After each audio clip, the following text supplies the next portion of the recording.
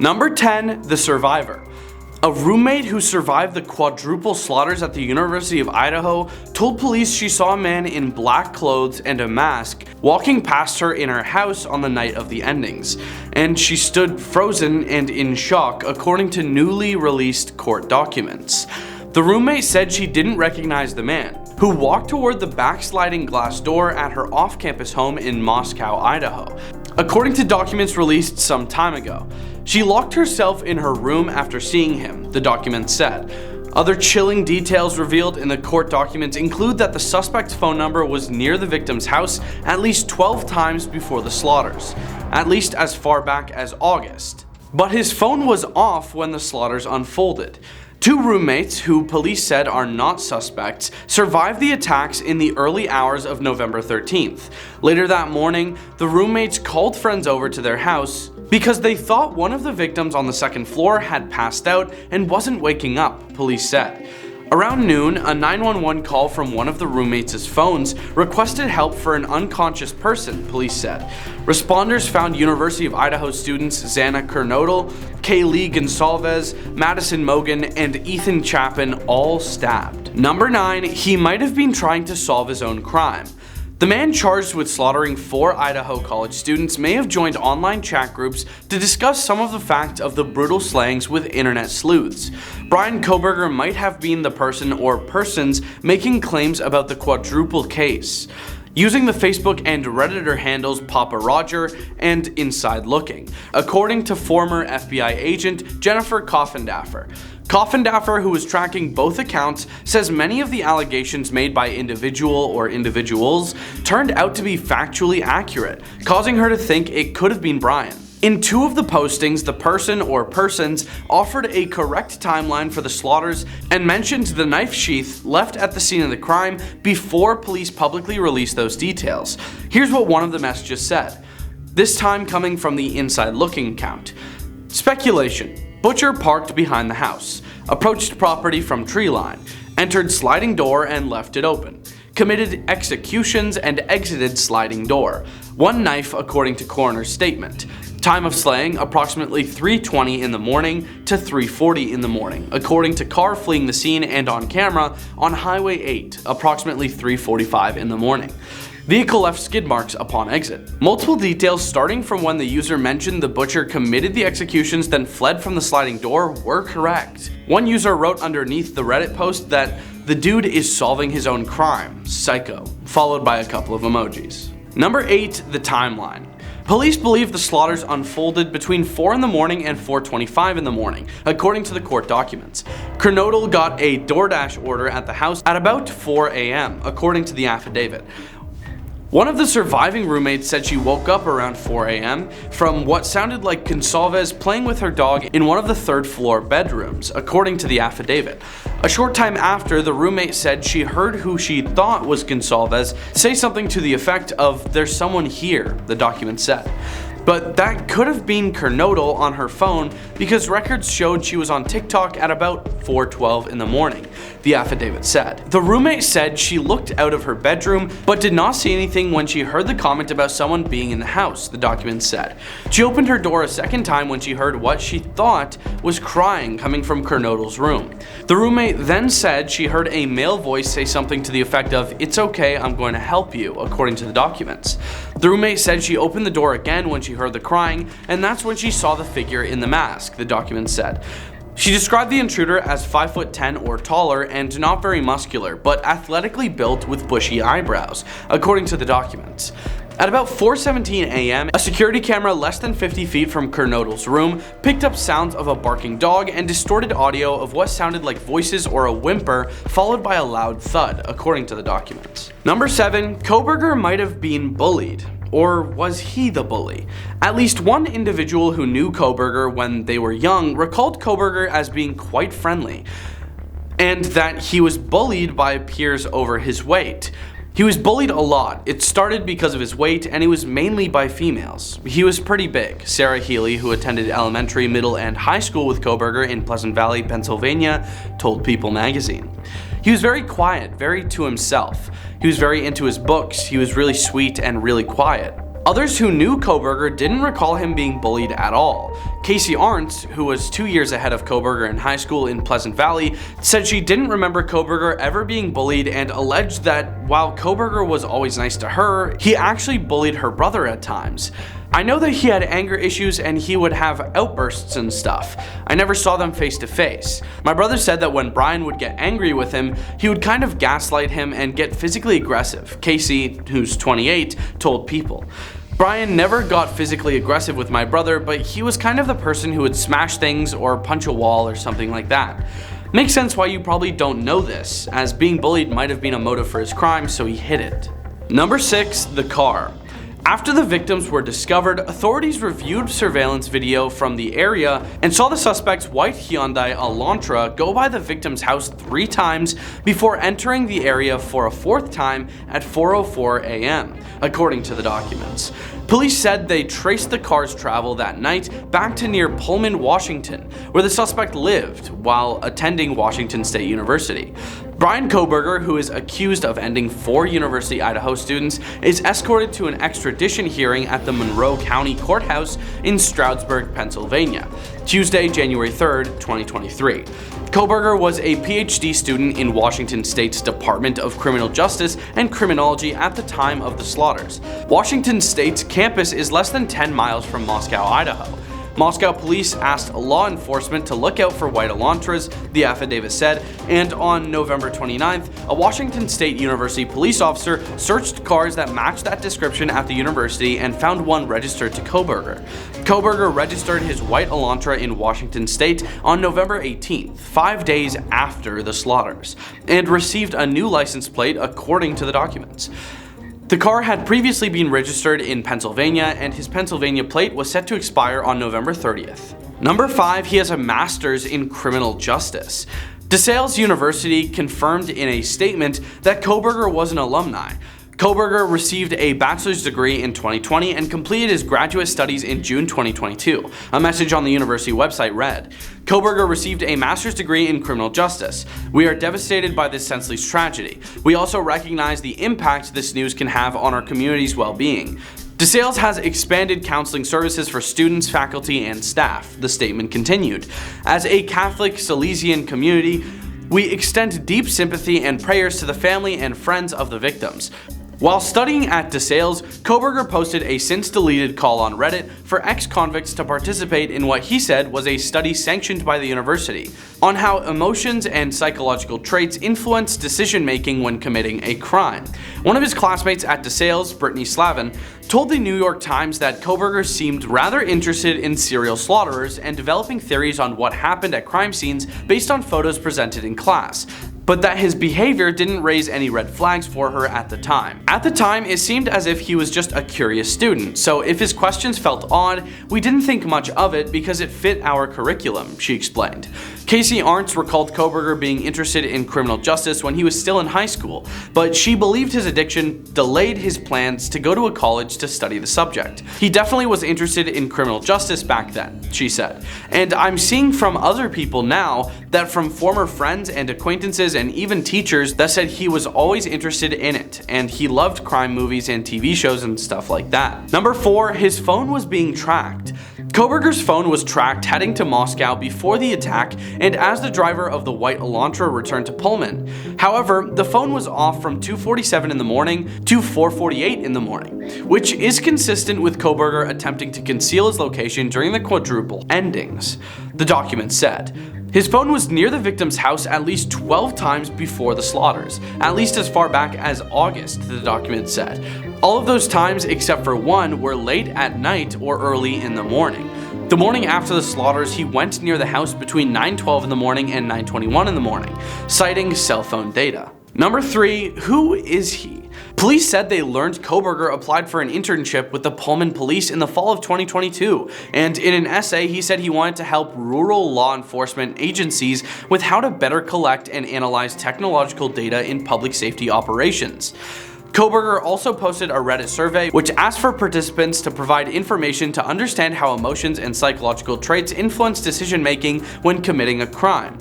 This was cited earlier. Kohberger appeared in court in Pennsylvania on the first-degree slaughter and burglary charges and agreed to be extradited to Idaho, where he is now in custody. Kohberger's attorney in Pennsylvania, Monroe County Chief Public Defender Jason Labar, said in a statement his client was eager to be exonerated of these charges. Kohberger appeared in court in Moscow. Kaylee Gonsalves' parents stared down Kohberger as he entered the courtroom in a bright orange jumpsuit and no shackles. Brian Kohberger, who is accused of ending 4 University of Idaho students in November 2022, looks toward his attorney, public defender Ann Taylor. During a hearing in Latah County District Court, January 5, 2023, in Moscow, Idaho.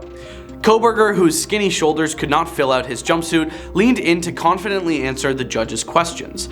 The judge asked Kohberger if he wanted to represent himself or have a court-appointed attorney, and he calmly and confidently replied, "I have court-appointed counsel." Charges were read for the slaughters of each student. The judge said that each victim was stabbed and slaughtered with premeditation, with malice, and forethought. Families were overcome with emotions as their child's name was read. Number 2, his DNA was found on the sheath of a knife. Listen, I know it's a really bad thing and the crimes are terrible, but how hard is it to take the weapon with you? I mean, like, how do people get caught leaving their weapon at the scene of the crime? If you know, let me know in the comments below, because last time I asked this, you guys actually didn't really say much. According to the affidavit, which was reviewed by People, a sheath of the knife used in the slaughters was left at the scene of the crime in the bed where Mogan and Gonsalves were found. The affidavit states that this is where detectives found DNA linking Kohberger, which they then matched to trash taken from Kohberger's parents' home in Pennsylvania. The affidavit also alleged that around 4:20 a.m. on the night of the ending, a white sedan referred to as Suspect Vehicle 1 in the affidavit was seen leaving the area of the home at a fast rate of speed. The document also stated that the vehicle and phone associated with Kohberger returned to the scene of the crime between 9:12 in the morning and 9:21 in the morning. Additionally, the affidavit alleged that while investigating previous cell phone pings, authorities learned that the cell phone associated with Kohberger pinged in the area of the 1122 King Road home where the endings took place on at least 12 occasions prior to November 13, 2022. All of these occasions, except for one, occurred in the late evening and early morning hours of their respective days, the affidavit read. Which I said earlier, but I wanted to reinstate it just so you guys get the picture. Number 1, his personality changed. Joey Famularo had Kohberger as a teaching assistant in one of her classes at Washington State, and previously spoke about her experiences with him on TikTok. She recalled that Kohberger was a tough grader early in the semester, but that his behavior changed after November 12, 2022, when the executions occurred. She noted that there were no real red flags about him and that her class of 150 students didn't see him very often, but explained after November 12th, his behavior changed significantly. Famularo noted that in October, Kohberger had failed all of his students on a test and left several comments on their work. Then, starting November and December, he started just handing out hundreds and leaving very minimal comments, she said. So that was, I think, probably the biggest behavior change. It seems he had his mind busy with other things. Number 10. I haven't blocked out the past. I wouldn't trade the person I am or what I've done or the people I've known for anything, so I do think about it.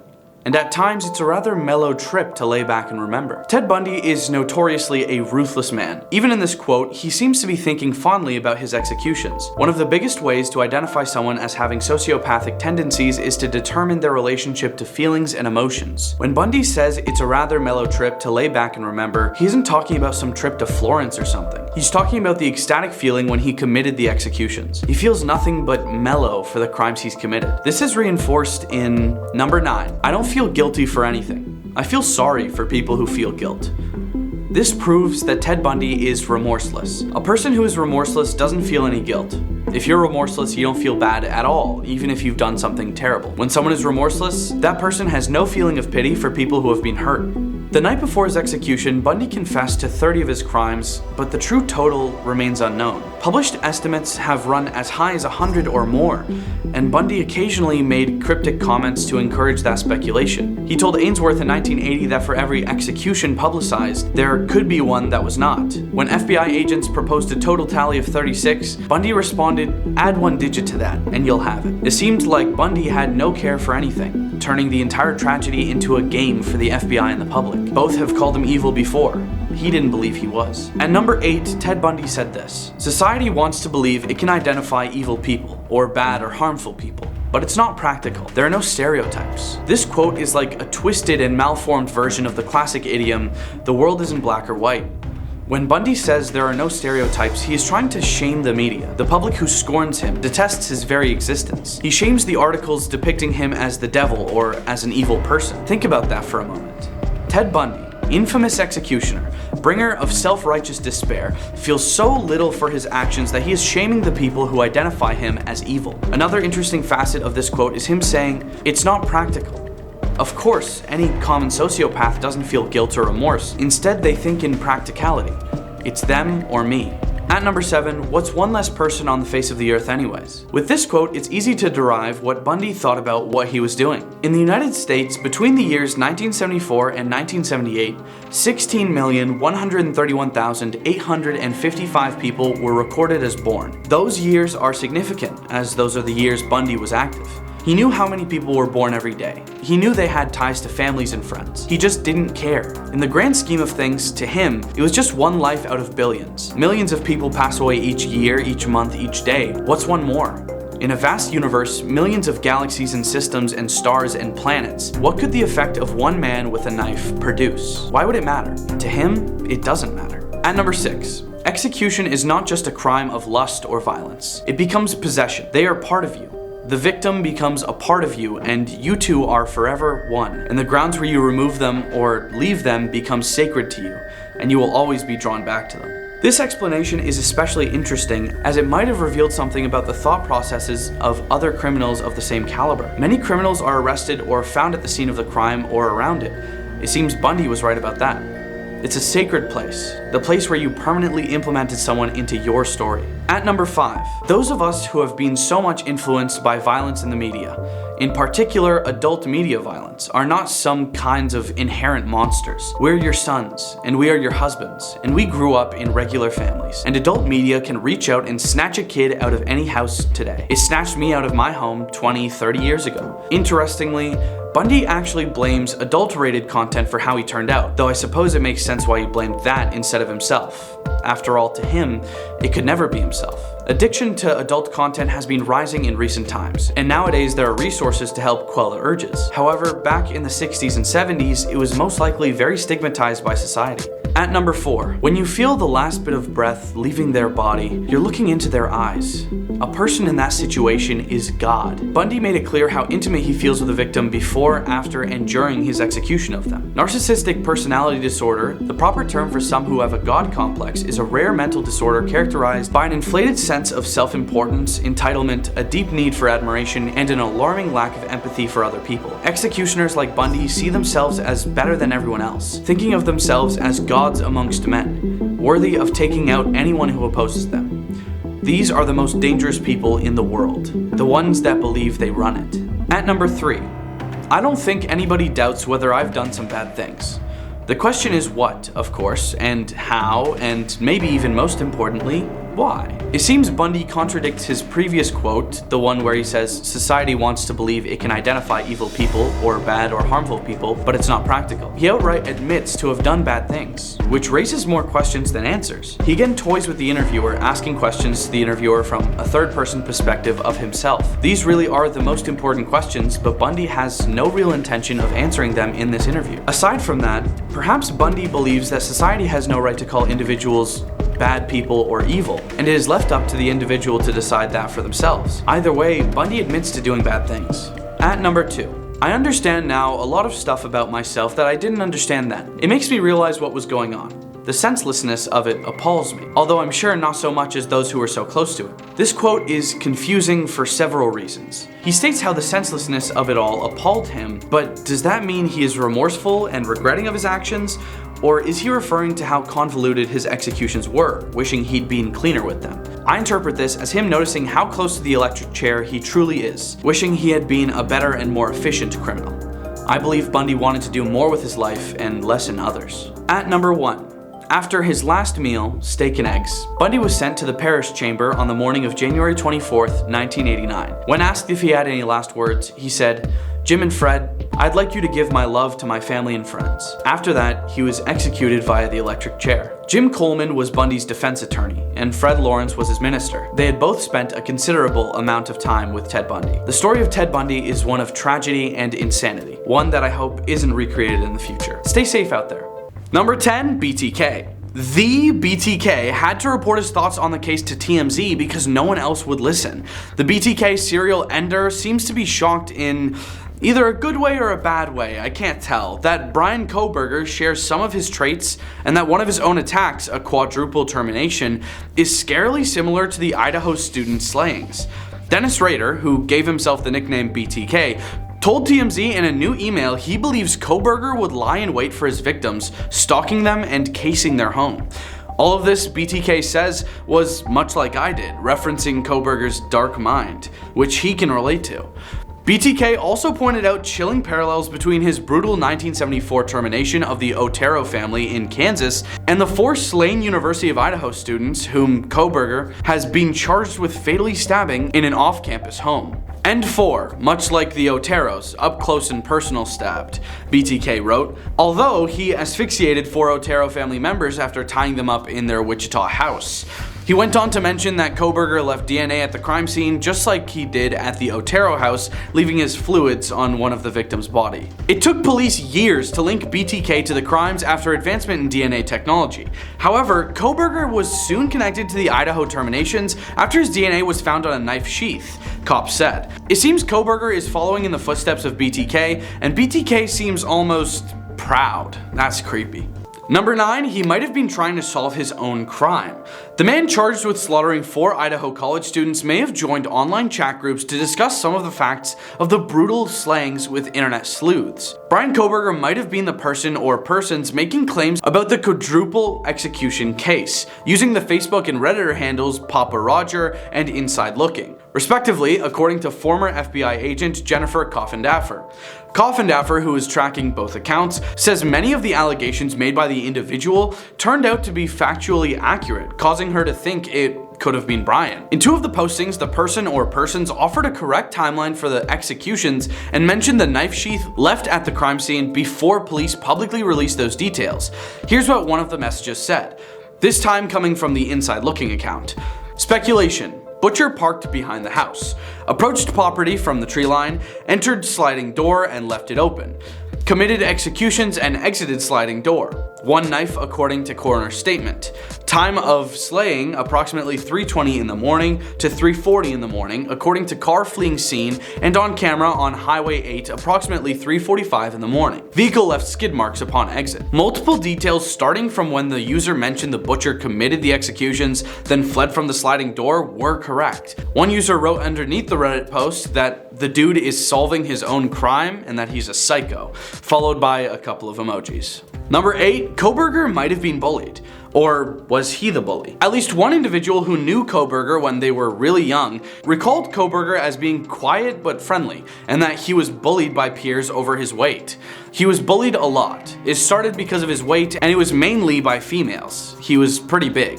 Sarah Healy, who attended elementary, middle, and high school with Kohberger in Pleasant Valley, Pennsylvania, told People magazine. He was very quiet, very to himself. He was very into his books, and he was really sweet and really quiet.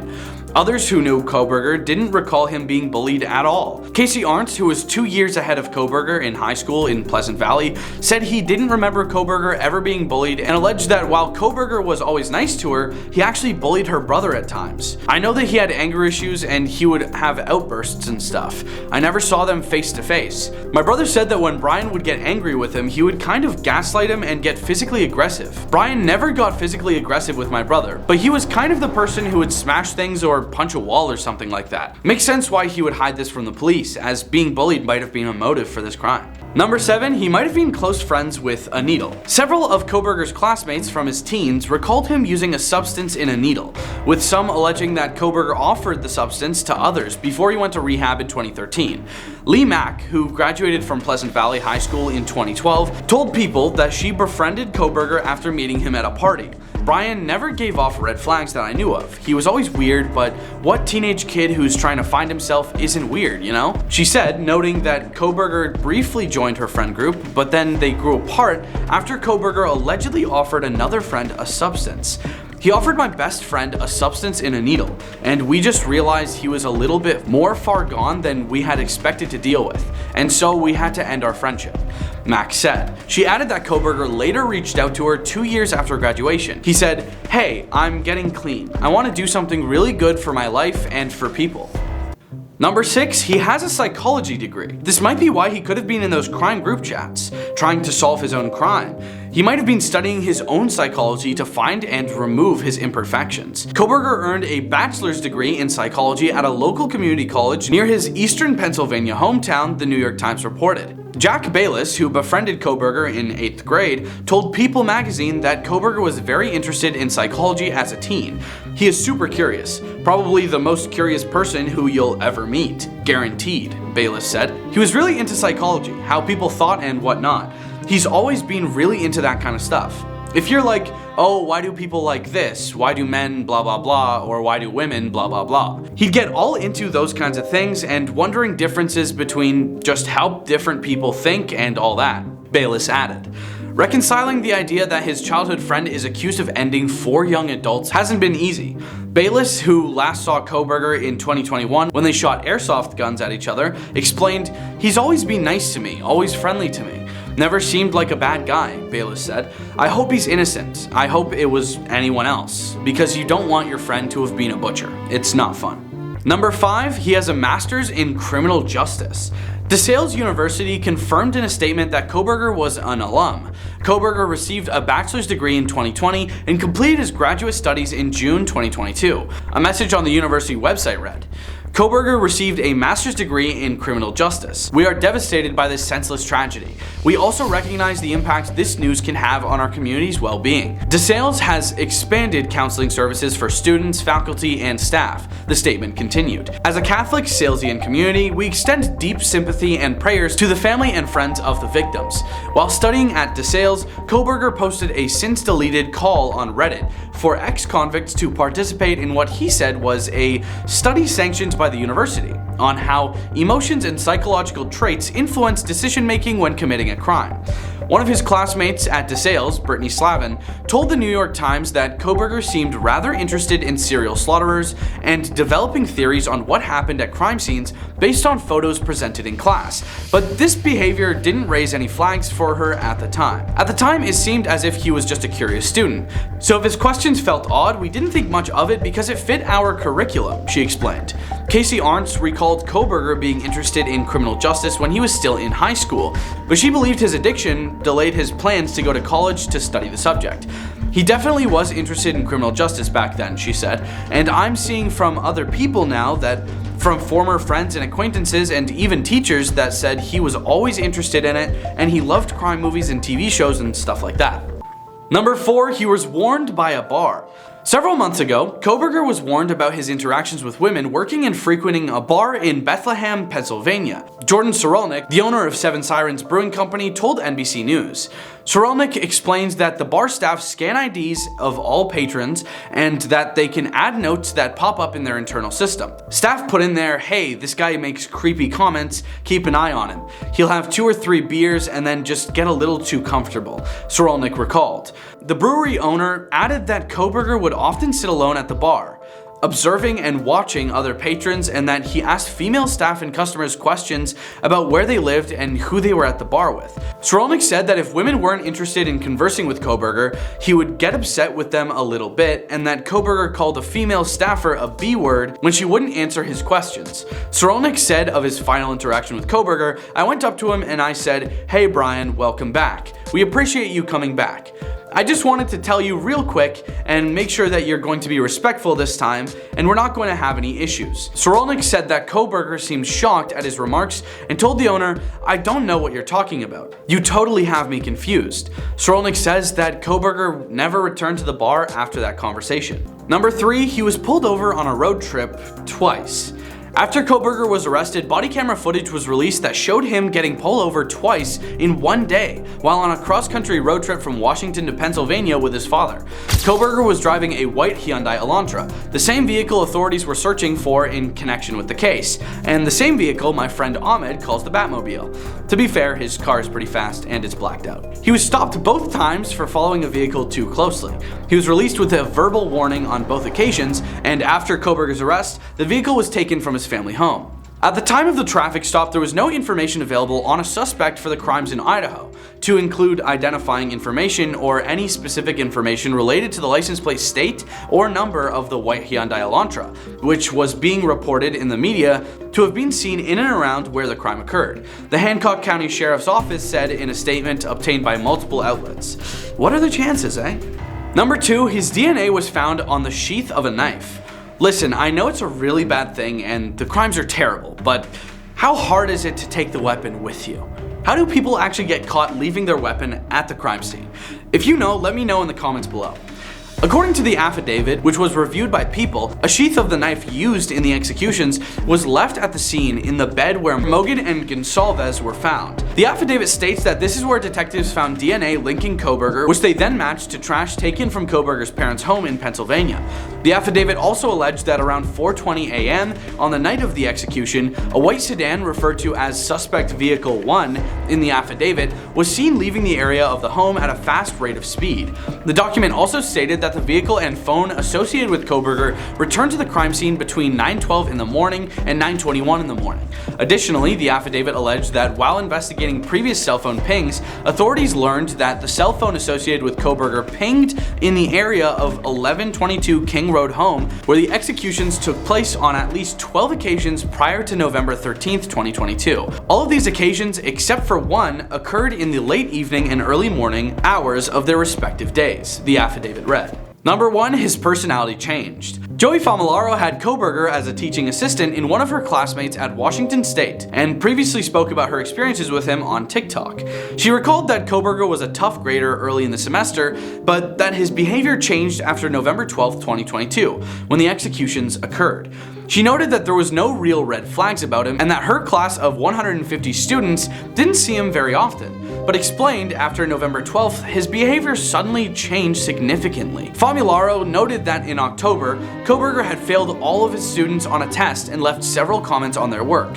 Then, starting November and December, he started just handing out hundreds and leaving very minimal comments, she said. So that was, I think, probably the biggest behavior change. It seems he had his mind busy with other things. Number 10. He was always fascinated by terminating things. Edmund Emil Kemper III, born on December 18, 1948, had a contentious relationship with his beverage-addicted mother, Clarnell Strandberg, who moved him and his 2 sisters from Burbank, California to Montana after she divorced his father in 1957.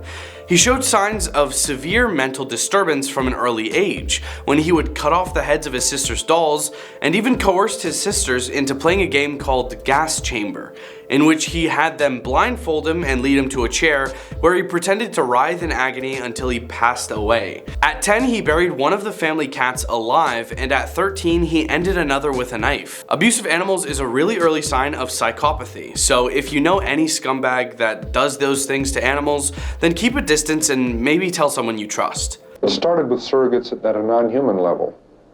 Physical objects, my possessions, other people's, destruction of things that are cared about.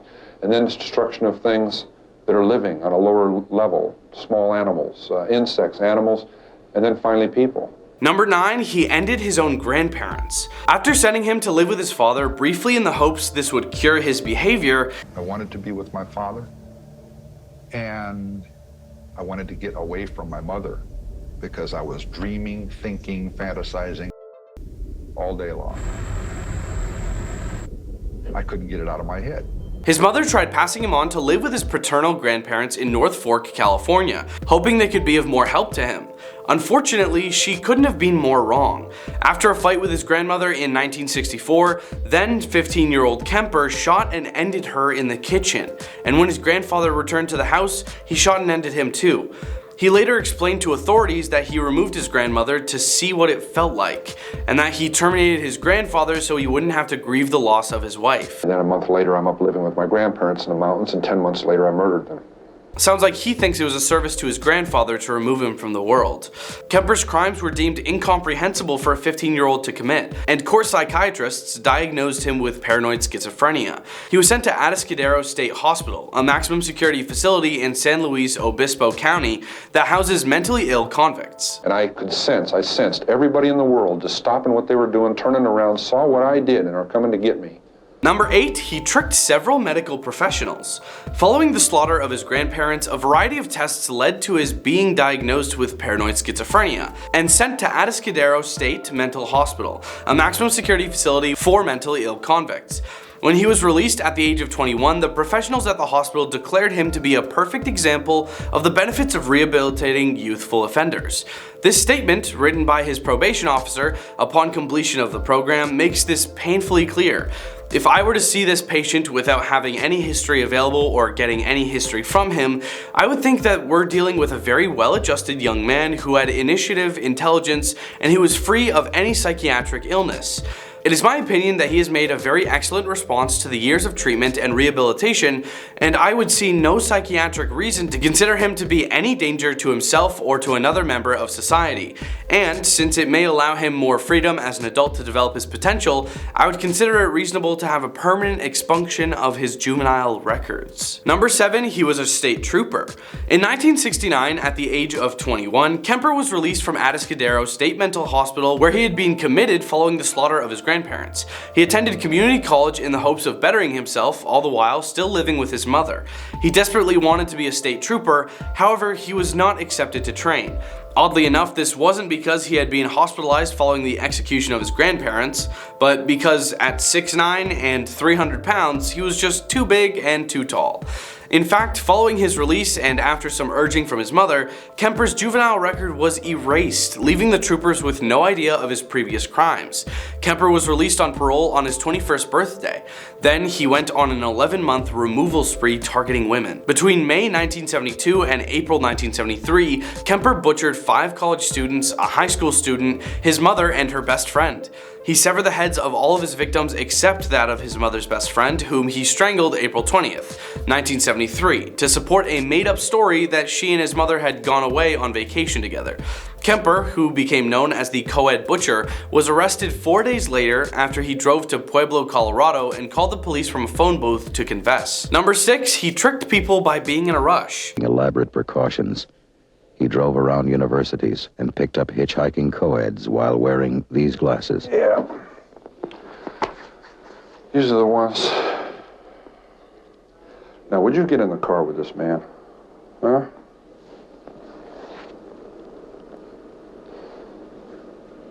With no work prospects on the horizon, he became bored with his existence once again, and as we know from his previous crimes, a bored psychopath is a dangerous thing. Instead, he turned his attention to the high number of female hitchhikers in the area. In 1972, Kemper slaughtered 18-year-old Mary Ann Pesci, 18-year-old Anita Luchessa, and Aiko Koo. In 1973, he slaughtered 19-year-old Cindy Shaw, 23-year-old Rosalind Thorpe, and 21-year-old Alice Liu. He had convinced the young co-eds, who were all in the prime of their lives, that he was not a threat to them, by using a cunning trick to get them into his car. Kemper said, "Some girls weren't really convinced, so I looked at my watch and I sighed, like, come on, I don't have time." And that convinced them. They had the impression I was in a hurry and didn't have time to hurt them. Number 5. He wasn't the only active butcher in the area. Edmund Kemper was not the only active serial butcher in the Santa Cruz area in the early 1970s. 2 other men, Herbert Mullen and John Linley Frazier, were also active in the area. The police even suspected Mullen of having ended 2 of Kemper's victims, while Kemper was initially a suspect in one of Mullen's executions. The police definitely had several investigative issues related to the 3 executioners at the time. Mullen and Kemper both ended people in very gruesome ways, and Mullen was eventually convicted on 10 counts of slaughter, in which he was sentenced to life in prison. The 2 serial butchers also had some interaction while in custody. While in neighboring jail cells, Kemper performed what he called behavior modification treatment on Mullen by giving him peanuts whenever Mullen was good. He sometimes bothered other prisoners by singing, so Kemper splashed water on him. Mullen is still incarcerated and not eligible for parole until 2021. John Linley Frazier was a mass terminator who shot and ended a doctor, his wife, 2 sons, and the doctor's secretary, which led to his conviction and execution sentence in 1971. After California abolished the execution penalty in 1972, his sentence was commuted to life in prison.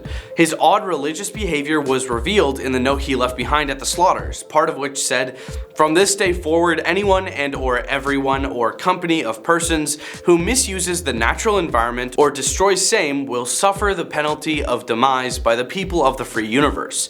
I and my comrades from this day forth will fight until demise or freedom against anyone who does not support natural life on this planet. Materialism must go, or mankind will stop." He was found passed away hanging in his cell in 2009 at the age of 63. Number 4, he ended his mother in the most gruesome way.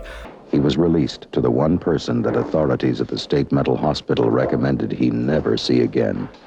The rage and disdain Kemper felt for his mother finally reached a boiling point in April 1973. On Good Friday, his mother returned home after a night of drinking and began arguing with her son. Kemper then entered her bedroom and bludgeoned her with a hammer before cutting her throat with a knife. He then decapitated the body and later revealed he pinned the head against the wall and screamed at it for an hour whilst throwing darts. He also confessed to ripping out her voice box, which he deemed appropriate as she yelled and screamed at him so much over the years. After hiding the body parts around the house, his mother's close friend came over to the house too, and he strangled her. Later, he said, "I certainly wanted for my mother a nice, quiet, easy passing like everyone else wants." Kemper targeted women as they reminded him of his mother and his overall hatred for women. He stabbed or strangled his victims and would later decapitate or dismember the corpses. Several discarded body parts were found washed up on the shore, and he buried a head in his mother's backyard. The other heads he kept as sickening serial butcher trophies. Ed Kemper has been serving a life sentence in this California prison since 1973. Number 3, he confessed to the police. During that time, I become engaged to someone who's young and is beautiful and very much the same advantages and very much the same upbringing and Disneyland values. And she's very much the reason I surrendered. On Easter Sunday 1973, Kemper fled his mother's home following her slaughter and made his way to Colorado. He realized it would not be long before the crime was linked to him, so he rang the police back in Santa Cruz to make a full confession. Initially, the police did not believe his confession or were convinced they had finally caught the feared co-ed butcher. Kemper was close friends with the local police, often drinking with them in bars and restaurants. They referred to him as Big Ed and had revealed to him over the time a lot about the slaughters, which allowed him to anticipate their next move in the investigation. They believed this was all one big prank from a friend that had become known as a friendly giant. Kemper waited for an officer to arrive and arrest him. He was considered legally sane, and when asked what he believed was an appropriate punishment for his crime, he replied execution by torture. Number 2, he scared an FBI agent. Stanford psychiatrist Donald Lunde interviewed Kemper from 1972 to 1973. The guards would lock them both in a small room, and a panic button under the table would alert them when they finished. Lunde said, "I laughed at the notion that he might attack me. He had no reason to do so, and besides, the panic button would bring a squad of deputies instantly."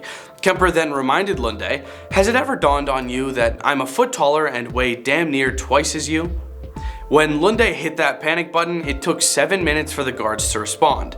Former FBI agent Robert K. Ressler had a similar interaction with Kemper. Bundled in the same interview room, Ressler hit the panic button and the guards didn't respond. Noticing his panic, Kemper chillingly told him, "If I went ape in here, you'd be in a lot of trouble, wouldn't you? I could screw your head off and place it on the table to greet the guard." The guards entered the room 30 minutes later. That's scary. Number 1, he's still alive today. On November 8, 1973, Kemper was found guilty of first-degree execution. He was sentenced to life behind bars and is currently imprisoned at the California Medical Facility. Since 1977, he has spent his time recording audiobooks and loaned his voice to Flowers in the Attic, The Glass Key, and The Rosary Slaughters, to name a few. He spent more than 5,000 hours in the recording booth at the prison and has received 2 awards for his efforts. However, the serial butcher has no desire to leave prison, as he's quite content living out the rest of his life behind bars. Since 1985, he has waived his right to parole hearings. In 2017, this is his belief. No one's ever going to let him out, and he's just happy. He's just as happy going about his life in prison. In his 70s, he will spend the rest of his days in prison and, at the time of writing, in relatively good health. Kemper has outlived his victims by decades. Number 10, Paul Bernardo had a complicated childhood. First off, let's dive into the childhood of Ken from The Couple Butchers. His parents were financially well off while he was growing up in the 1960s and 70s. The problem wasn't the money though, it was what was going on behind the curtain. In 1975, Paul's father was charged with a really serious crime. Paul was deeply affected by this too. People used to call Paul a happy young boy who smiled a lot, but this was all changed. When Paul turned 16, his mother revealed to him that he was born from an affair his mother had with his real biological father, and this led Paul to start calling his mom offensive names. Paul began picking up women at bars only to humiliate and beat them later. Paul was a good-looking dude, which was definitely for the worst, as he would use his good looks and charm to manipulate women and take down their guard. I took a look at this guy and hey, I'd be fooled if he came up to me. He's one handsome guy, you know? I'm just saying. Number 9, his crimes before the coupling. Between 1987 and 1990, Toronto's Scarborough district was rocked by a series of vicious abuses. The mystery attacker was targeting women, most of whom traveled by bus late at night. As the attacks grew increasingly violent, a police task force was established as a priority. Plainclothes detectives began to stake out bus stations, and in May 1988, an officer spotted a suspect matching the attacker's description lingering under a tree. The suspect escaped on foot but was later identified as Paul Bernardo. Despite the close shave, Bernardo seemed incapable of slowing down. By 1990, police had received 3 separate tips leading directly to him. The first came from an ex-girlfriend, who shared her experience of Bernardo's violent, intimate behavior with a friend in law enforcement. The second came from a bank teller who recognized Bernardo after seeing a composite sketch of the abuser. The final tip came from Tina Smyrnas, the wife of Bernardo's lifelong friend. Smyrnas also saw a likeness in the composite and had been witness to Bernardo's expressions of intimate deviance. Supposedly, Bernardo told his friends of his wishes to commit these crimes. Now, I just wonder how he didn't get arrested sooner. I mean, if my friends came up to me and told me they wanted to abuse a bunch of women just like out of nowhere for fun, I'd report him to the police. Number 8, Leslie Mahaffey. On Sunday, June 16, 1991, Bernardo and Homolka hosted a Father's Day meal in their home. Dorothy and Carol Homolka, along with their surviving daughter Lori, spent the evening celebrating with the couple. Carla is reported to have spent the night making an effort to keep the family upstairs, and for good reason. The body of Leslie Mahaffey was lying just meters below in the basement, having been moved from the bedroom shortly before the Homolka's arrival. Later that night, Bernardo dismembered the body of the teenager with a circular saw. At some point during the evening of June 14th, Leslie had disappeared after attending the viewing of a friend who had passed away in a car accident. It was nothing unusual, Leslie was a frequent runaway, but when she failed to attend the funeral the next day, her family began to panic. Leslie's body was discovered encased in concrete on June 29th, 1991, the same day Bernardo and Homolka married. Speaking of their marriage, let's go more in depth about that topic. Number 7, who Paul married. Paul met Carla Homolka back in 1987 when he was 23 and she was 17. Carla was the eldest of 3 siblings. She was described by people as well-adjusted, pretty, smart, and popular, with a fondness of animals that led her to start working in a veterinary clinic. When Paul and Carla met, sparks flew instantly, and they hit it off. They were immediately attracted to each other. To sweeten the deal, Paul realized that Carla shared his sick and twisted fantasies. They formed a twisted and sick relationship where Paul was the abusive master and Carla was a willing servant. While they were dating, Paul was also intimately abusive towards a trove of women in Scarborough with Carla's knowledge and approval. Bernardo and Homolka eventually became engaged. Homolka described to a friend how Paul and I are happier than ever. He's being so great, so romantic, but that's typical of my honey. But the truth was that 3 years into their relationship, Paul Bernardo got bored. He complained to Homolka that she was not a virgin when they met, and soon turned his sick attention elsewhere, to Homolka's sister, Tammy. Far from being outraged at Bernardo's desires, Homolka once again encouraged them, and she told Bernardo that she wanted him to give her little sister's virginity for a Christmas present. Seriously, these people should have been stopped sooner. These two are such scumbags, I don't even know how to react anymore. Number 6, Tammy's execution might have been an accident. It has been largely accepted that Tammy's passing was an accident. Bernardo and Homolka had only intended to subdue and abuse their victim. However, journalist Trish Wood and numerous medical experts believed that Carla knew precisely what she was doing. She had stolen a bottle of halothane, a liquid form of anesthetic, from the veterinary clinic she worked at. As an animal health technician, Homolka had a working knowledge of halothane. She was aware that the anesthetic should be administered through a vaporizer and that animals under the substance should have a breathing tube inserted. During testimony, Carla admitted that she had done her research before subduing Tammy. She ultimately chose to use the sleeping tablet Halcyon after studying the compendium of pharmaceuticals and specialties and discovering that termination was not listed as an outcome. However, the same cannot be said of halothane. Basically, the whole thing could have been an accident, but it could just as easily have been purposeful. Number 5, their first execution. Paul and Carla ended up removing Tammy, Carla's sister. Rather than sate Paul Bernardo's appetite for blood, the execution of Tammy Lynn Homolka only increased it. In 1991, Homolka lured another teenager she had befriended at work to the home she now shared with Paul Bernardo. The couple again subdued the girl, abused her, and videotaped it. Only this time the victim survived and woke up with no memory of the horrific events. Paul Bernardo and Carla Homolka married on June 29, 1991. The very same day, a horrified couple canoeing in Lake Gibson discovered concrete blocks containing human body parts in the water.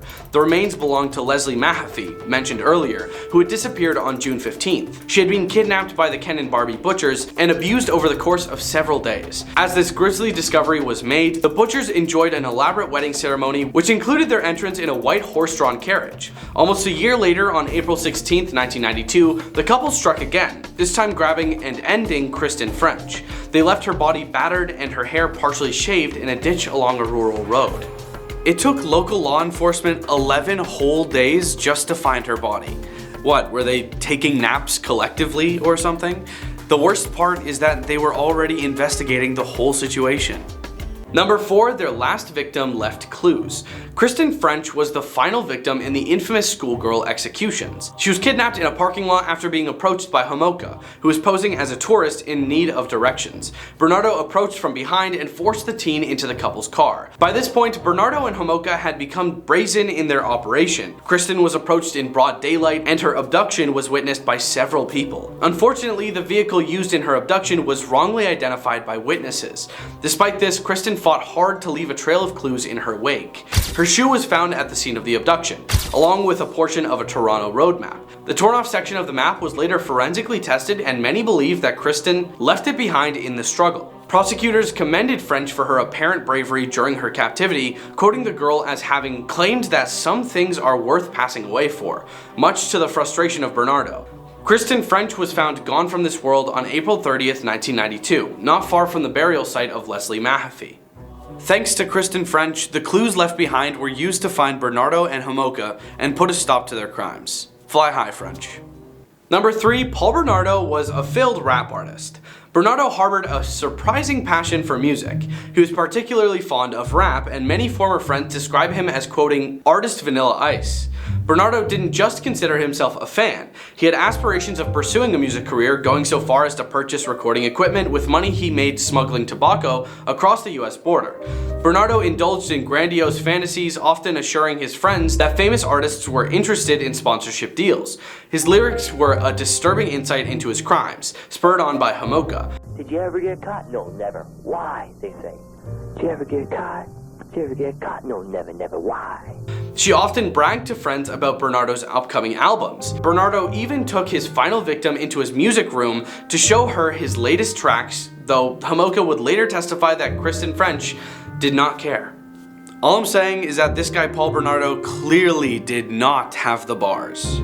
Number 2, the trial. Realizing the gig was up, Carla Homolka quickly got a lawyer and sought a plea bargain in exchange for testifying against Paul Bernardo. She claimed Bernardo had told her he'd abuse at least 30 women. The government agreed to a 12-year sentence in exchange for her cooperation. Although this backfired dramatically when the videotapes the couple had made showcasing their gruesome crimes were discovered, and Homolka's true nature was revealed. Carla Homolka was not the abused victim she had attempted to portray herself as, but rather a cruel sadist. Homolka was ultimately released in 2005 and since remarried and given birth. Paul Bernardo was found guilty on all charges against him and consequently sentenced to life for the abuse, slaughter, and kidnap of 2 teenage girls, though it is believed he ended a couple more. His abuse victims number somewhere in the double digits, presumably around 13. Bernardo's application for parole in 2018 after 25 years in prison was denied after only 30 minutes of deliberation. A lawyer on behalf of the victims' families reported that there's never been an apology by Paul Bernardo. There's never even been any indication whatsoever of remorse. Indeed, Bernardo admitted to the court that he hadn't felt anything for his victims at the time of his crimes. A lot of the time you see criminals pretend to be insane or backpedal and apologize for their crimes. So it's almost refreshing seeing a criminal you know you can't sympathize with. Like you know without a doubt in your mind that these guys are the worst. Number 1, Homolka sold out to Bernardo. Early in January 1993, Bernardo attacked his wife with a flashlight during an argument. The beating was severe, leaving Homolka admitted to the hospital with black eyes and broken ribs. It was this incident that encouraged her to leave Bernardo for good. Around this time, Toronto police reached out to Homolka. Forensic experts working on the Scarborough abuses had finally run tests on Bernardo's sample. He was identified as the Scarborough abuser, and detectives suspected a connection to the executions of Mahaffey and French. Homolka agreed to an interview with police, assuming they wanted to discuss the assault with a flashlight. However, detectives from the Green Ribbon Task Force, established to investigate the schoolgirl slaughters, were present at the interview. Homolka ultimately panicked and confessed everything to her family. She was quick to seek out an attorney and cut a deal with investigators to give them information on the slaughters. Homolka sold out Bernardo in exchange for a lesser sentence. Because now my file says her version, and it's a lie. You know what I mean? Yeah. Like I'm not making frivolous points here. It really do be your own homies. Number 10, the temper. Capone prided himself on keeping his temper under wraps, but when friend and fellow hood Jack Guzik was assaulted by a small-time thug, Capone tracked the assailant down and shot him until he departed in a bar. Due to a lack of witnesses, Capone got away with the cold-blooded execution, but the publicity surrounding the case gave him a notoriety that he never had before. Capone spent his early years hanging around the docks along the Brooklyn Navy Yard around his home. He was a good student in his youth, but at the age of 14, while attending PS 133, Capone struck a teacher in the face. According to some accounts, Capone was expelled. According to others, he left the school himself. Whatever the case, he never went back. Number 9, the massacre. Capone also had to deal with rival gangster Bugs Moran and his Northsiders gang, who had been a threat for years. Moran had even once tried to end Capone's colleague and friend, Jack McGurn. The decision by Capone and McGurn to avail themselves of Moran was to lead one of the most infamous gangland massacres in history, the St. Valentine's Day Massacre. On Thursday, February 14th, 1929, at 10:30 in the morning, Moran and his gang were lured by a bootlegger into a garage to buy whiskey. Yeah, hello. Mr. Kane. He just stepped out. Any message? Yeah. Tell him his shirts is ready. McGurn's men would be waiting for them, dressed in stolen police uniforms, the idea being that they would stage a fake raid. McGurn, like Capone, made sure he was far away and checked into a hotel with his girlfriend. When McGurn's men thought they saw Moran, they got into their police uniforms and drove over to the garage in a stolen police car.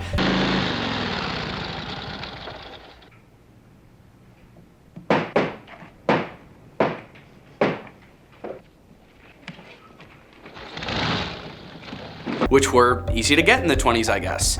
The bootleggers caught in the act lined up against the wall. McGurn's men took the bootleggers' guns and opened fire with 2 machine guns. Hello, boys. Something I can do for you? Yeah, you can shut up. I'll line up, all of you, face that wall. All the men except Frank Gusenberg were slain outright in cold blood. The plan appeared to go brilliantly, except for one major detail. Moran was not among the men. Moran had seen the police car and took off, not wanting to be caught up in the raid. Lousy cops. They sure picked a swell time to get nosy. Hell of a note if Sorella shows up with the booze with them still in there. Let's get a cup of coffee. Yeah, I could use one. Even though Capone was conveniently in Florida, the police and the newspapers knew who staged the massacre. Number 8, the dinners. This is the time for what? For individual achievement. The St. Valentine's Day Massacre became a national media event, immortalizing Capone as the most ruthless, feared, smartest, and elegant of gangland bosses. Even while powerful forces were amassing against him, Capone indulged in one last bloody act of revenge, the removal of 2 Sicilian colleagues whom he believed had betrayed him. Capone invited his victims to a sumptuous banquet, where he brutally pulverized them with a baseball bat. I get nowhere unless the team wins. Team.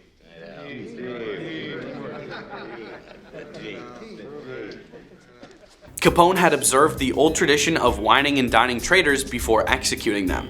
It's like a last meal while on the execution penalty, but so much more gruesome. Somewhat ironically, it was the pen pushers from the tax office who posed the greatest threat to the gangsters' bootlegging empires. In May 1927, the Supreme Court ruled that a bootlegger had to pay income tax on his illegal bootlegging business. With such a ruling, it wasn't long before the small special intelligence unit of the IRS under Elmer Eyre was able to go after Capone. Number 7. The Scar. Under Torrio's tutelage, Capone was introduced to Brooklyn racketeer Frankie Yale, aka Frankie Uele. He hired Capone as a bartender and occasional bouncer at the Coney Island dance hall and saloon he owned called the Harvard Inn. Kinda funny, Frankie Yale owns the Harvard Inn? I'm sorry. The story goes that while working there, Capone allegedly insulted the sister of a local petty felon named Frank Galluccio, who promptly slashed him with a pocket knife across the face 3 times. But a reporter found a December 1918 article in the Brooklyn Daily Times that said one Alfonso Capone was approached by 2 men and had his cheek slashed by a knife, though the paper gets the side of the face wrong. Alongside other evidence, the reporter speculates that Capone had insulted Galluccio's sister at a different dance hall, and then Galluccio found Capone at a restaurant and attacked him. No matter what happened, the healed wounds eventually led to Capone's infamous Scarface name, a moniker he did not care for. He preferred to be called Snorky by his closest friends, a reference to his fashion sense. Later, Capone told people he sustained the 3 scars from shrapnel while fighting in France during WW1, even though he had not actually gone there. Number 6. The Move. There are 2 stories about how Capone ended up in Chicago. According to one, it was because Capone had assaulted a member of a rival gang called the White Hand, which warned them that there would be retribution. This prompted Yale to send Capone and his family west to work for Torrio, who had moved to the Windy City to work for Chicago outfit kingpin James Big Jim Colosimo in 1909. This doesn't sound a lot like Capone's idea though. I mean, come on, do you guys think Capone would move to Chicago to avoid conflict? He doesn't seem that emotionally intelligent to me. According to the other theory, Capone moved because Torrio wanted his protege to be his underboss. Capone arrived in Chicago in 1919 shortly after, and Colosimo perished with either Capone or Yale doing the whacking, and Torrio became the boss. Number 5. The Bat. Baseball. Capone usually had his minions do his dirty work, but sometimes he took matters into his own hands. Take, for example, when a Sicilian mobster named Joe Aiello persuaded some of Capone's own Chicago outfit gangsters, Albert Anselmi, John Scalise, and Joseph Giunta, to overthrow the gangster, and one of Capone's bodyguards, Frank Rio, uncovered the plot. As author John Kobler writes in Capone, The Life and World of Al Capone, Scarface invited the men to the dinner, the traditional hospitality before execution. When the meal was over, he revealed to them that he knew about their treachery. Then, Capone's bodyguards tied the men to their chairs, and Capone stood up, grabbing a baseball bat. Slowly, he walked the length of the table and halted behind the first guest of honor. With both hands, he lifted the bat and slammed it down full force. Slowly, methodically, he struck again and again, breaking bones in the man's shoulders, arms, and chest. He moved to the next man, and when he was reduced to mangled flesh and bone, to the third. One of the bodyguards then fetched his revolver from the check room and shot each man in the back of the head. Gross. Capone just turns people into mincemeat, I guess. Number 4. The Money. After arriving in Chicago, Capone worked for Torrio, who was part of a criminal network headed by a man named Big Jim Colosimo. When Colosimo was removed, possibly as a hit ordered by Torrio and carried out by Capone's former boss Frankie Yale, Torrio took over as boss and made Capone one of his key aides. In January 1925, Torrio was gunned down outside his Illinois home. He survived the attack but left Chicago later that year, choosing 26-year-old Capone as his replacement. Capone expanded the outfit, as he referred to his underworld organization, and went on to become one of America's leading mobsters. By some estimates, his crime syndicate pulled in around $100 million a year, the largest portion from bootlegging, followed by gambling, streetwalking, racketeering, and other illicit activities. A flashy dresser who liked chatting with reporters and became an international celebrity, Capone didn't apologize for the way he made his living. He claimed to be doing a public service for Chicagoans, stating, "90% of the people of Cook County drink and gamble, and my offense has been to furnish them with those amusements." Number 3, the conviction. Although he controlled a criminal empire and ordered hits on a multitude of his enemies, Capone managed to avoid prosecution for years by paying off police and public officials and threatening witnesses. The mob boss finally was slapped with his first criminal conviction in May 1929, after he was arrested for carrying a concealed weapon in Philadelphia. At the time, he was on his way back to Chicago following a summit of organized crime honchos in Atlantic City, New Jersey, and swiftly sentenced to a year in jail. He was freed in March 1930, and a month later the Chicago Crime Commission released its first ever list of the city's worst criminals. Capone was named public enemy number 1. Meanwhile, on orders from President Herbert Hoover to nail Capone, the federal government built a case against the crime boss for income tax fraud, and in June 1931, he was indicted on charges of tax evasion. Capone agreed to a plea deal that included a recommended prison sentence of 2.5 years. However, the judge in the case refused to accept the deal. Capone withdrew his guilty plea and the case went to trial. At the start of the highly publicized proceedings, the judge switched out the pool of prospective jurors after learning bribes had been offered in an effort to seat a Capone-friendly jury. In October 1931, the all-male jury, Illinois didn't allow female jurors until 1939, found the gangster guilty of 5 charges, 3 felonies and 2 misdemeanors, of the more than 20 counts against him. He was sentenced to 11 years behind bars and fined $50,000. It was the harshest sentence delivered for tax fraud up to that point. Number 2, the island. In May 1932, 33-year-old Capone began his sentence for tax evasion at the U.S. Penitentiary in Atlanta. 2 years later, in August 1934, he and a group of fellow inmates were sent by train to California, then transported to the recently opened federal penitentiary on Alcatraz Island in San Francisco Bay. The maximum security prison, intended to hold criminals who were especially violent or had other disciplinary problems, had received its first contingent of federal inmates earlier that August. Because Capone wasn't a troublemaker while locked up in Atlanta, he likely was sent to Alcatraz as a way for the government to generate publicity for its tough new facility. While at Alcatraz, Capone, who had been diagnosed with syphilis during a medical exam at the Atlanta Penitentiary, started showing signs of the disease, including dementia. As his condition worsened, prison doctors treated him with malaria injections in the hope that the fevers caused by malaria would wipe out the syphilis. Instead, the treatment nearly proved fatal for Capone. In January 1939, he was released from Alcatraz and transferred to the Federal Correctional Institution at Terminal Island, near Los Angeles, to serve his 1-year misdemeanor sentence. Number 1, the disease. Capone was released from prison in November 1939, then underwent several months of treatment for syphilis at a Baltimore hospital. Afterward, the famous gangster spent much of his time out of the public spotlight, fishing and playing cards at the Palm Island, Florida mansion he'd owned since 1928.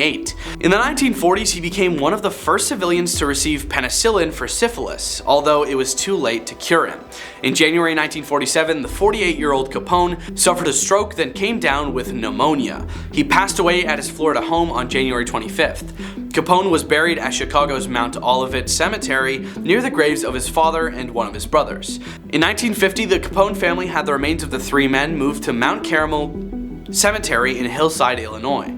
Number 10, his outlandish admission to attempting to make zombies. The executing was a means to an end. That was the least satisfactory part. I didn't enjoy doing that. That's why I tried to create living zombies with uric acid in the drill to the head. But it never worked. No, the executing was not the objective. I just wanted to have the person under my complete control, not having to consider their wishes, being able to keep them there as long as I wanted. This admission is extremely unsettling and hard to believe. Jeffrey Dahmer would often inject various fluids into the brains of his victims in an attempt to create the perfect obedient servant. Number 9. his creepy obsession with being close with all of his victims. I even went so far as planning on setting up an altar with 10 different skulls and skeletons. It was my way of remembering their appearance, their physical beauty. If I couldn't keep them with me whole, I at least could keep their skeletons. This isn't the first time Dahmer explained how he wanted to keep the victims with him, but this one chills me the most. This quote, paired with the realization that he was consuming his victims, is just one of those things you only hear about in movies. Multiple people tried to expose his crimes before he was actually arrested, but because of racism and homophobia from the authorities, he was allowed to continue. Number 8. The quote of completely admitting to the execution of his victims. To this day, I don't know what started it, the murders. The person to blame is sitting right across from you. It's the only person, not parents, not society, not adult content. I mean, those are just excuses. This quote is especially freaky because he just outright admits that he was the only reason he did the things he did. Dahmer was an extremely ill man. His childhood consisted of his mother almost taking her own life and his father being neglectful. Unfortunately for Dahmer, this quote is most likely untrue. It is a well-known and studied theory that early childhood development plays a large role in the development of psychopathy, especially when exposed to a dysfunctional family. Number 7. His explanation of why he was unempathetic and had an immoral attitude. If a person doesn't think there is a God to be accountable to, then what's the point of trying to modify your behaviors to keep it within acceptable ranges? That's how I thought anyway. I always believe the theory of evolution is truth, that we all just came from slime. When we passed, that was it. There's nothing. Dahmer's religion is very confusing and convoluted. He used to be of the Christian faith, but somewhere along the road he switched. The ideology from this quote comes from his earlier beliefs as an atheist. However, after the executions and some time until his trial, he seemingly completely converted into Christianity again, going so far as to quote the Bible directly during confessions. Number 6. His first execution. I wasn't looking for anyone, but about a mile away from the house, there he was, hitchhiking along the road. He wasn't wearing a shirt, he was attractive. I was attracted to him. I stopped, then passed him and stopped the car and thought, well, should I pick him up or not? And I asked him if he wanted to go back and engage in substance use. And he said, oh yeah. And we went into my bedroom, had some drinks, and from the time I spent with him, I could tell he wasn't gay. I didn't know how else to keep him there other than to get the barbell and to hit him over the head, which I did, then strangled him with the same barbell. Dahmer's first victim was Stephen Hicks in 1991. He was especially brutal when it came to how he treated him even after his passing. The parents of Stephen once wished that Dahmer could feel their agony. His father stated that Stephen would never miss a Christmas, and that's how he knew he wasn't coming back before he was pronounced deceased. Number 5. When he came to peace with himself after his admission. Your Honor, it is over now. This has never been a case of trying to get free. I didn't ever want freedom. Frankly, I wanted to pass for myself. This was a case to tell the world that I did what I did, but not for reasons of hate. I hated no one. I knew I was sick or evil or both. Now I believe I was sick. The doctors have told me about my sickness, and now I have some peace. Perhaps one of the most unnerving things about the peculiar case of Jeffrey Dahmer would be how calm and collected he was during his interviews and trials. He always seemed like a calculated criminal, which probably led to the internet giving so much attention to the recent Netflix documentary. Number 4. When he accepted his own sociopathic tendencies regarding his emotionless stoicism. I don't even know if I have the capacity for normal emotions or not, because I haven't cried for a long time. You just stifle them for so long that maybe you lose them, partially at least. I don't know. It has been proven that stifling emotions can be extremely detrimental to your mental health. It often leads to substance abuse or mental ailments like depression and anxiety. Dahmer had the worst of it all, leading him to his horrific actions, as he had stifled them for so long that he had lost all remorse. Number 3. When he explained how he had no real meaning of life, and called his life story sick and depressing. I couldn't find any meaning for my life when I was out there. I'm sure as hell not gonna find it here. This is the grand finale of a life poorly spent, and the end result is just overwhelmingly depressing. It's just a sick, pathetic, wretched, miserable life story. How it can help anyone, I've no idea. Dahmer's father published a book titled A Father's Story in 1994, describing how it felt to be Jeffrey's father. He explained in said book how he was negligent and contemplated reasons on why his son had turned out the way he did. Lionel Dahmer often blamed himself for the severe flaws of his son, Jeffrey. Number 2. His reaction to his inability to continue doing what he has done. It's just like a big chunk of me is being ripped out and I'm not quite whole. I don't think I'm over-dramatizing it, and I'm certainly deserving of it, but the way I feel now, it's just like you're talking to someone who is terminally ill and facing execution. Execution would be preferable to what I am facing. I just feel like imploding upon myself, you know? I just want to go somewhere and disappear. Dahmer has said in previous interviews how the executions were never enough. He would perform one and say, maybe the next one will do it, maybe the one after that, and he would inevitably just keep going. Number 1, his final quote ever. He is reported as saying this: "I don't care if I live or perish. Go ahead and remove me." Jeffrey Dahmer said this as his last words, but he didn't pass away from the execution penalty. He was actually hit by a fellow inmate and passed away while in prison. The harrowing life of Jeffrey Dahmer is sure to be kept in the history books for a long time, and his case should be an example of how everyone can be more careful with strangers, raising their kids, and reporting crimes to the authorities when you can. At number 10, the Zodiac Killer was infamous for leaving ciphers and codes at the scene of many crimes, some of which are still unknown to this day. Zodiac loved to toy with law enforcement, often completely mocking them in the notes he'd leave behind. One of his quotes is this: "I want to report an assassination. No, a double assassination. They are 2 miles north of park headquarters. They were in a white Volkswagen Carmen Gia. I'm the one who did it." There he goes, toying with the police. Many criminals have tried to mess with the cops while on the run, but most of them got caught in the end. Zodiac was clearly too smart for that. Number 9, Zodiac had many wishes and thoughts about the future. His thoughts of what happens after passing away are definitely out there. "I like ending people because it is so much fun. It is more fun than ending a wild game in the forest, because man is the most dangerous animal of all. To remove something gives me the most thrilling experience. It is even better than getting your rocks off with a girl. The best part of it is that when I pass away, I'll be reborn in paradise, and all that I have ended will become my slaves. I will not give you my name because you will try to slow me down or stop my collection of slaves for my afterlife." That's the craziest theory for the afterlife I've ever heard. At number 8, as said earlier, Zodiac just loves clowning the cops. Want another example? Here's another quote from him: "The police shall never catch me because I have been too clever for them." See? He's honestly just trolling them at this point. And the worst part is that he was right. The police really did never catch him. The Zodiac ended 5 known victims in the San Francisco Bay Area between December 1968 and October 1969, operating in rural, urban, and suburban settings. He targeted young couples and a lone male cab driver. His known attacks took place in Benicia, Vallejo, unincorporated Napa County, and the city of San Francisco proper. 2 of his wounded victims survived. The Zodiac claimed to have executed 37 victims. He's been linked to several other cold cases, some in Southern California or just outside the state. Number 7, the Zodiac didn't just threaten and make fun of the police. On some occasions, he sent letters to newsletters and publishers.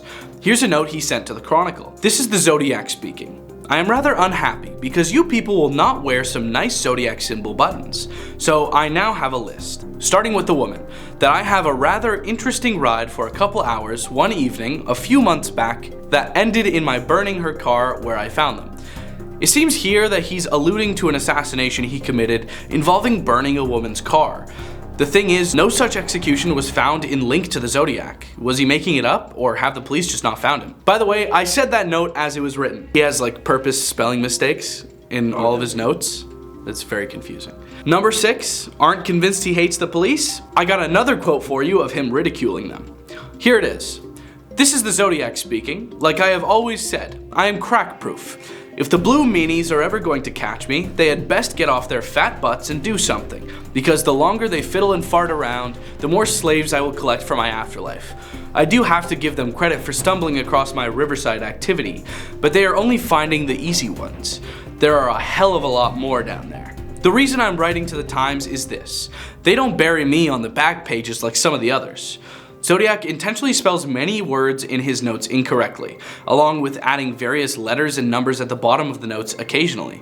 This is to give hints and clues for the police detectives to solve the ciphers he gives them. At number 5, when Zodiac stated that he would make things much harder for the police. "This is the Zodiac speaking.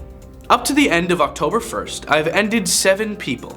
I have grown rather angry with the police for their telling lies about me. So I shall change the way of the collecting of slaves. I shall no longer announce to anyone when I commit my crimes. They shall look like routine robberies, executions of anger, and a few fake accidents, etc. I'm sure this slowed down the hunt for the Zodiac, as without his announcements, an execution could be from anyone.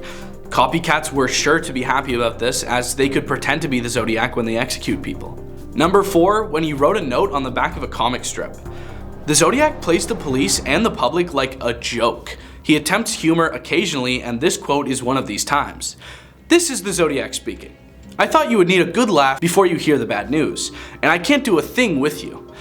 Could you print this new cipher on your front page? I get awfully lonely when I am ignored, so lonely I could do my thing. The reference of needing a good laugh is because he has the note on a comic strip. The Zodiac threatens to continue his crimes if the ciphers don't get posted on the front page of the newspaper, chilling the editors, I'm sure. Number 3, when the Zodiac threatened a detective. On October 27, 1970, Chronicle reporter Paul Avery, who had been covering the Zodiac case, received a Halloween card signed with the letter Z and the Zodiac's crossed circle symbol. Handwritten inside the card was the note, "Peekaboo, you are doomed." The threat was taken seriously and was the subject of a front-page story in the Chronicle. Soon after receiving the letter, Avery received an anonymous letter alerting him to the similarities between the Zodiac's activities and the unsolved execution of Sherry Jo Bates, which had occurred 4 years earlier at the City College in Riverside in the greater Los Angeles area, more than 400 miles or 640 kilometers south of San Francisco. Avery reported his findings in the Chronicle on November 16, 1970. Number 2, when he explained his initials and left a bad movie review. Of further communications sent by the public to members of the news social media, some contained similar characteristics of previous Zodiac writings. The Chronicle received a letter postmarked February 14, 1974, informing the editor that the initials for the Symbionese Liberation Army spelled out an Old Norse word meaning execute. However, the handwriting was not authenticated as the Zodiac's. A letter to the Chronicle, postmarked May 8, 1974, featured a complaint that the movie Badlands was execution glorification and asked the paper to cut its advertisements. Signed only A Citizen. The handwriting, tone, and surface irony were all similar to earlier Zodiac communications. The Chronicle subsequently received an anonymous letter, postmarked July 8, 1974, complaining of their publishing the writings of the anti-feminist columnist Marco Spinelli. The letter was signed The Red Phantom, Red with Rage. The Zodiac's authorship of this letter is debated. Number 1, his last note. On March 3, 2007, an American greeting Christmas card sent to the Chronicle, postmarked 1990, in Eureka, was rediscovered in their photo files by editorial assistant Daniel King. This letter was handed over to the Vallejo police. Inside the envelope with the card was a photocopy of 2 US postal keys on a magnet keychain. The handwriting on the envelope resembles Zodiac's print, but was declared inauthentic by forensic document examiner Lloyd Cunningham. However, not all Zodiac experts agree with Cunningham's analysis. There is no return address on the envelope, nor is his crossed circle signature to be found. The card itself is unmarked. The Chronicle turned over all the material to the Vallejo police for further analysis. Number 10, what Clyde said to Bonnie's mom when they were all over the newspapers. "Now, Miss Parker, don't you believe what you read in all them newspapers. That's the law talking there. They want us to look big, so they gonna look big when they catch us. And they ain't gonna catch us." Clyde had a spotty relationship with Bonnie at times. Even before their crime spree, Clyde made it clear that he ain't no lover boy, in his own words. He absolutely wasn't, for a while. I mean, one thing that probably brought them closer and further apart at the same time was their shared limp. Clyde would walk with a limp because of something really stupid he did when he was thrown in the slammer.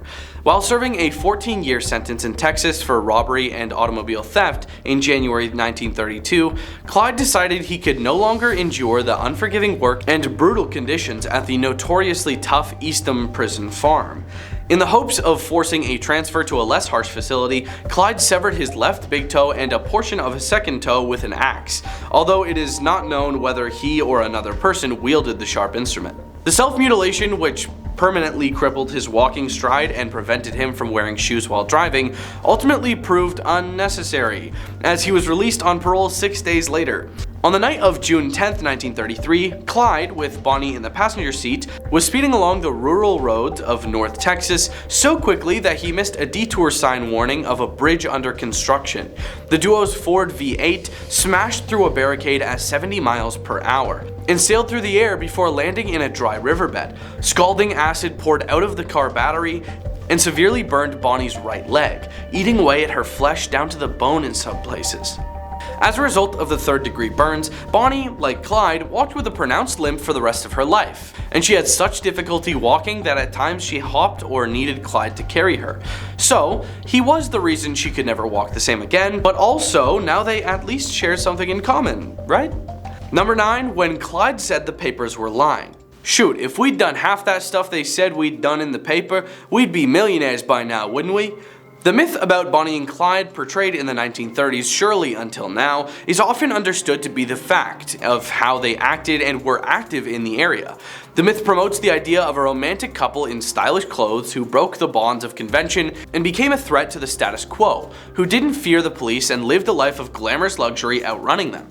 The reality was different though. Sometimes stupid, often careless, Bonnie and Clyde and the Barrow gang lived a hard, uneasy life, punctuated by narrow escapes, ruined robberies, injury, and execution. They became one of the first outlaw media stars after some photos of them fooling around with guns were found by police, and the myth-making machine began to work its transformative magic.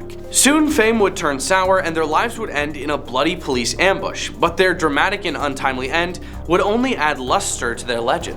The myths surely gave birth to a misconception that the two were making off with thousands and hundreds of thousands of dollars from their robberies, which promptly peeved off the pair as they were making their escape from the law. This definitely didn't help in their attempts to flee, as since the newspapers propagated a public menace roaming the streets, robbing banks and taking lives, the police had to be active and quick for their search and apprehendment or destruction of the fugitives. If not swift, the police would face backlash from the public and questions asking why they aren't trying hard enough. Surely, Clyde knew that fact all too well when he said those words earlier. Number 8, ride or try. You know what I want to say instead of try, I just can't say it because of YouTube know who breathing on my neck. Miss Bonnie Parker and Clyde Barrow are best known for robbing banks, small-time stores, and gas stations, and perhaps they're the best known pair of criminals from the 1920s to 1930s. While Bonnie and Clyde may not have a catchphrase that I'm aware of, they're perhaps best remembered by the poems that Bonnie wrote. Clyde also lent his hand to a few poems, but most likely this was just to please Bonnie. It was Bonnie who loved writing poems. She even sent a few to local newspapers who were only too happy to print them. I mean, imagine the exposure. One poem ends, "I'll never leave your side, my dear Clyde. I'll ride till I try." This is where the ride or try quote came from. So all of you watching who are looking for your so-called ride or try, you can credit Bonnie Parker for her genius writing skills. If not for her, you wouldn't have your classic phrase to say after all. Number 7, a threat from the mother. This one is coming from Bonnie's mother, but I'm still counting it because it's important for the context of the relationship between the criminal duo. After telling Bonnie's mother, Emma Parker, not to listen to the newspapers, Clyde went on to say that Bonnie wouldn't want to live too far from her mama, and explained Bonnie's plan to live 3 miles away from her maternal figure. Emma was never a fan of Clyde. She always disagreed with their relationship, and her response to Bonnie and Clyde moving into their neighborhood, "You'll be shot if you live 3 miles away from me, Clyde Barrow." Ouch. Right up until the day she passed away, Emma Parker refused to let Bonnie and Clyde be buried together. Instead, Clyde was buried in a shared grave with his brother, and Bonnie was buried somewhere else in Texas. How did Clyde's mother feel about Bonnie though? Clyde Barrow's mother, Kumi, denied that she had ever met Bonnie Parker, but facts show that this wasn't true. In fact, it was Kumi Barrow who helped the lovebirds stay on the run for so long. After Bonnie's leg was badly burned in the car accident mentioned before, Kumi helped find a doctor who could write a prescription for laudanum to help Bonnie deal with the pain. The prescription was made out to and picked up by Kumi's niece. Kumi also helped the pair by buying them clothes and packing food for the outlaws. She always knew when they were coming because someone would throw a bottle against the fence that contained a note with phrases that would only mean something to Kumi. While there's no record of it, many assume that Clyde would give money to his mother. Kumi Barrow would then bribe local police, perhaps to ignore their house on the days that Clyde and Bonnie would visit. After Bonnie and Clyde had been executed, Kumi was arrested for aiding and abetting criminals. She denied everything but was found guilty. During sentencing, the judge literally asked Kumi if 60 days sounded fair. Number 6, what Bonnie said about the relationship. "They may hate us together, but they can't stop us," uttered Bonnie to Clyde. What was Bonnie's take on their relationship though? Well, let's take a dive into her previous relationship and see where we end up. 6 days before turning 16, Bonnie married high school classmate Roy Thornton. The marriage fell apart quickly within months, and Bonnie never saw her husband after he was imprisoned for robbery in 1929. It seems like Bonnie had a thing for bad boys. Soon after, Bonnie met Clyde, and although the pair fell in love, she never divorced Thornton.